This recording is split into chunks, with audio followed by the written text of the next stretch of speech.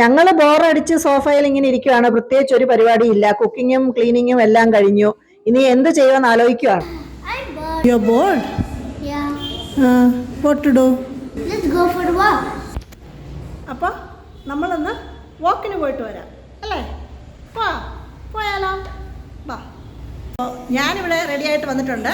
ഇനിയും ആർണവ് ഇവിടെ already ready ആയിട്ട് സോഫയിലൊക്കെ ഒരുങ്ങിയിരിപ്പുണ്ട്. Let's go.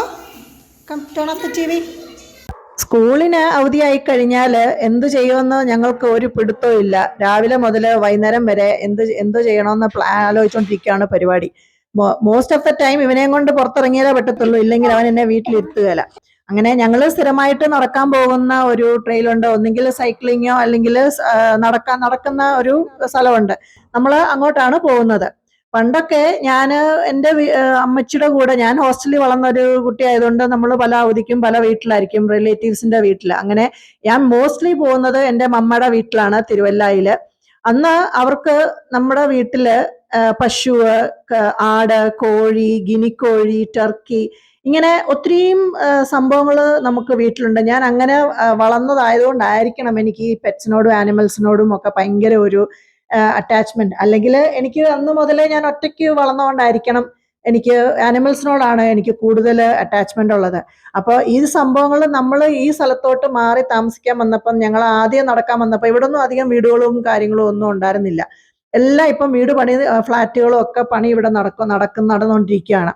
അന്ന് ഞങ്ങൾ കണ്ടുപിടിച്ച ഒരു സ്ഥലമാണ്. അന്നൊക്കെ സ്ഥലം ഒത്തിരി ഉണ്ടായിരുന്നു. ഇപ്പം ഞങ്ങൾ ഈ പോകുന്ന ഒരു ഏരിയയിലോട്ട്, അതൊരു ഫാം പോലാണ്. ഫാമാണെന്ന് പറയാനൊന്നും പറ്റത്തില്ല, അത് ആരുടെയോ ഒരു സ്ഥലമാണ്. അവിടെ കുറെ പശുക്കളും ആടുകളും ഒക്കെ ഉണ്ട്. ഒരാളുണ്ട് അവിടെ, ഒരു ഫാമിലി ഉണ്ട് അവിടെ ഇത് ടേക്ക് കെയർ ചെയ്യുന്നത്. ഇതുണ്ട് കോഴിയും അതിന്റെ കുഞ്ഞുങ്ങളും. ഞങ്ങൾ ഇത് കാണാൻ വേണ്ടി ഇവിടെ സ്ഥിരമായിട്ട് വരാറുണ്ട്. ഞങ്ങൾ ഇതിനെ ഫാം എന്നാണ് വിളിക്കുന്നത്. അപ്പൊ ഫാമായിട്ട് തന്നെ ഇരിക്കട്ടെ. എനിക്കിങ്ങനത്തെ സംഭവങ്ങളൊക്കെ പോയി കാണാനായിട്ട് എനിക്ക് ഭയങ്കര ഇഷ്ടമാണ്. അവനും എന്നെ പോലെ തന്നെയാണ്. ആനിമൽസിനോടും ബേർഡ്സിനോടും ഒക്കെ ഒരു പ്രത്യേക ഒരു സ്നേഹമാണ് അവനും. അപ്പോൾ ഞാൻ കൊച്ചിലെ എങ്ങനെയായിരുന്നോ കണ്ട പ്രാണികളെ ഒക്കെ പിടിച്ച് വലിച്ചു പൊക്കിയെടുത്തോണ്ട് വരുന്ന പോലെ തന്നെയാണ് അതേ സ്വഭാവമാണ് ഇവൻ. ഞങ്ങൾ ഇവിടെ സ്ഥിരമായിട്ട് വരികയും ഇവരോട് കൂടുതൽ ഇങ്ങനെ അടുത്ത് പിടിക്കുകയൊക്കെ ചെയ്യുന്നതുകൊണ്ടാണ് ഇവരാരും എണീറ്റ് ഓടാത്തത്. എൻ്റെ മോളെ ആണെങ്കിൽ ഈ ആടെ കുത്തിയിട്ടുണ്ട്, ഇവിടുത്തെ ഒരു പശുവും. കാരണം അവരങ്ങനെ ഡെയിലി കാണുന്നില്ലല്ലോ, വല്ലപ്പോഴും അവള് വഴി കൂടെ പോകുന്നതായാലും ആ പശു അവളെ കാണുമ്പോൾ കുത്താൻ ചെല്ലുമായിരുന്നു. ഇവര് നമ്മുടെ നാട്ടിലെ പോലെ ഇവരെ ഇങ്ങനെ ഒരു സ്ഥലത്ത് ഇങ്ങനെ ഇട്ട് വളർത്തുമല്ല. ഇവര് ഫുൾ ടൈം പുറത്ത് റോഡിൽ കൂടെയും എല്ലാം ഓടി നടന്ന് അവിടുന്ന് ഇവിടുന്ന് ഒക്കെ എന്താണ്ടൊക്കെയൊക്കെ കഴിച്ചൊക്കെയാണ് ഇവര് വരുന്നത്. ഞാൻ ആ കെയർ ടേക്കറിനോട് സംസാരിക്കുകയാണ്. എന്റെ കന്നഡ കേട്ടിട്ട് നിങ്ങൾ എന്നെ കളിയാക്കരുത്, എനിക്കറിയാവുന്ന പോലൊക്കെ ലാംഗ്വേജ് യൂസ് ചെയ്യുന്നു എന്നുള്ളതേ ഉള്ളൂ.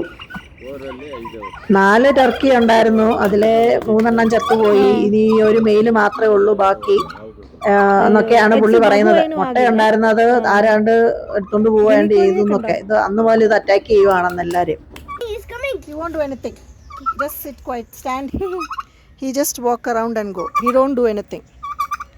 കൊത്തല്ലേട്ടോ,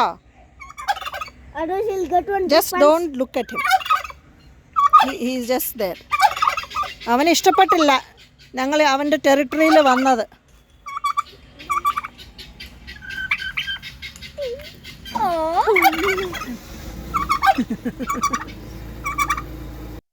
ഞങ്ങളെ ഈ ആട്ടിൻകുട്ടീനെ എടുക്കുന്നതിനാണ് അവൻ പുറകിൽ നിന്നോണ്ട് ഒച്ച വെക്കുന്നത്, കുത്താൻ വരുന്നത്.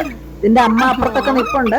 പക്ഷേ നമ്മളെന്നാലും എടുക്കും. നമ്മളിങ്ങനെ ഇവിടെ വരുന്നുണ്ട്, ഇതുങ്ങളെയൊക്കെ എടുക്കാനാണല്ലോ വരുന്നത്. അപ്പം നമ്മൾ അവിടെ ഉറങ്ങി റെസ്റ്റ് എടുക്കുന്ന കുഞ്ഞുങ്ങളെ ഒന്ന് എടുത്ത് പിടിക്കുമ്പോഴൊക്കെ എന്തൊരു രസമല്ലേ.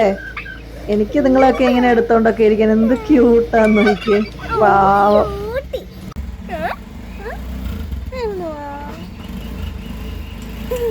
കുഞ്ഞു ബേബിനെ കണ്ടോ?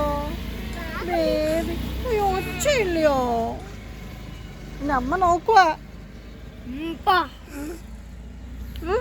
എന്താ പറയുന്നേ?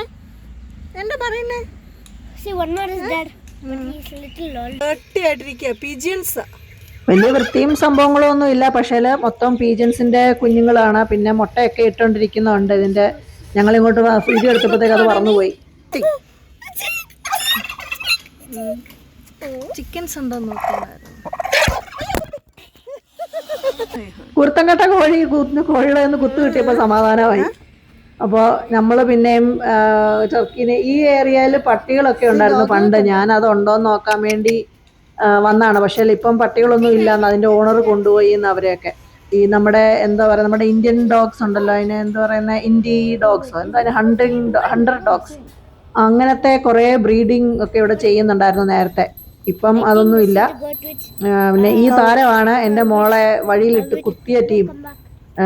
ഒരു പേടിയില്ല, വണ്ടി നടുക്ക് റോഡിലൊക്കെ അങ്ങ് കിടക്കലാണ് ഇവരുടെ പരിപാടി. അപ്പോൾ ഞാൻ സ്ഥിരമായിട്ട് ഇതിനെ പിടിക്കുകയൊക്കെ ചെയ്യുന്നതുകൊണ്ടാണ് അവൻ എൻ്റെ അടുത്തൊന്നും ചെയ്യാൻ വരത്തില്ല. എന്തോ ഒരു കണക്ഷൻ ഉണ്ട് ഞങ്ങൾ തമ്മിൽ. അവൻ പേടിച്ചാണല്ലോ അവൻ പിടിക്കുന്നത്.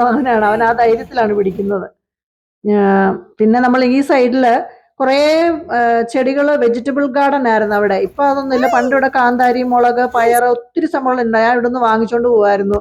പട്ടിക്കുട്ടികളെ കണ്ട പിന്നെ നമ്മൾ വിടുകയല്ലോ. നമ്മൾക്ക് പട്ടി എന്ന് വെച്ചാൽ ജീവനാണ്. പട്ടികളെന്ന് മാത്രമല്ല എല്ലാ മൃഗങ്ങളും ജീവനാണ്. പക്ഷെ എന്നാലും നമുക്ക് വീട്ടിലൊക്കെ വളർത്താൻ പറ്റുന്നത് ഇവരെയല്ലേ. എന്ത് ഭംഗിയാ നോക്കിക്കേ, സുന്ദരനും സുന്ദരികളും കുഞ്ഞു പിള്ളേര്. ഇവൻ ഇതിനെയൊക്കെ വീട്ടിൽ കൊണ്ടുപോയാലോ എന്നൊരു ഐഡിയ ഉണ്ട്.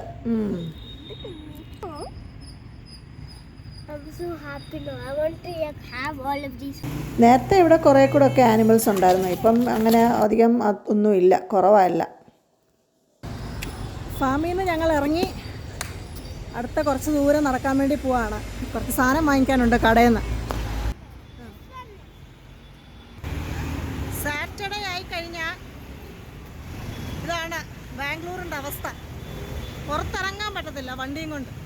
ട്രാഫിക് കാരണമാണ് ഞങ്ങൾ സാറ്റർഡേയ്സിൽ പുറത്തിറങ്ങാറേ ഇല്ല. ഞങ്ങൾ ഫുൾ ടൈം വീട്ടിലായിരിക്കും. ഇന്ന് വെറുതെ ഇറങ്ങിയതാണ് ഫാമിൽ പോകാൻ വേണ്ടി.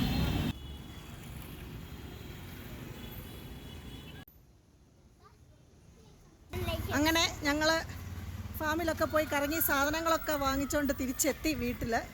മഴ വരാൻ പോന്നു, ചാറാൻ തുടങ്ങി. വേഗം തിരിച്ചു വന്നു. അപ്പോൾ ഞങ്ങൾ വീടെത്തി. ഇനിയും നല്ലൊരു വീഡിയോ ആയിട്ട് അടുത്ത പ്രാവശ്യം കാണാം. ഞങ്ങൾ ഫാമിലൊക്കെ പോയതിൻ്റെ സ്മെല്ലുണ്ടല്ലോ മറ്റുള്ള ആനിമൽസിൻ്റെ. എൻ്റെ വീട്ടിലെ പിള്ളേരെ റിയാക്ട് ചെയ്ത് കാണിച്ചു തരാം എങ്ങനെയാന്ന്.